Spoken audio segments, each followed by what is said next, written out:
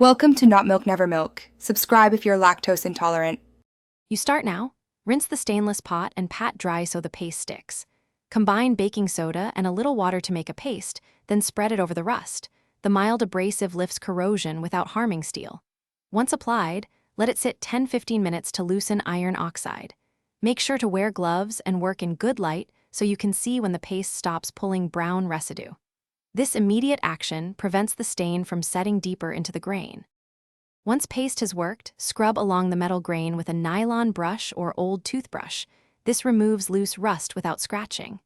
If the spot remains, make a vinegar soak, 1/2 cup vinegar per cup water, and submerge the affected area for 15-30 minutes to dissolve iron oxide. For deeper corrosion, boil the vinegar solution for 5-10 minutes. Heating accelerates the chemical action. After each step, rinse and inspect, and repeat only until rust visibly diminishes to avoid overworking the metal. Once rust is gone, rinse thoroughly to remove residues, then dry immediately to stop new oxidation. Buff the surface with a soft cloth or a tiny amount of stainless polish to restore sheen. Make sure to follow polish directions.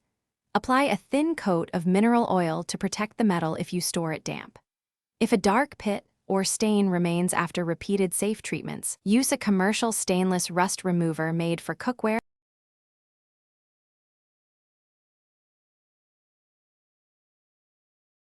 Thanks for watching. If this was helpful, leave a like and consider subscribing. See you next time.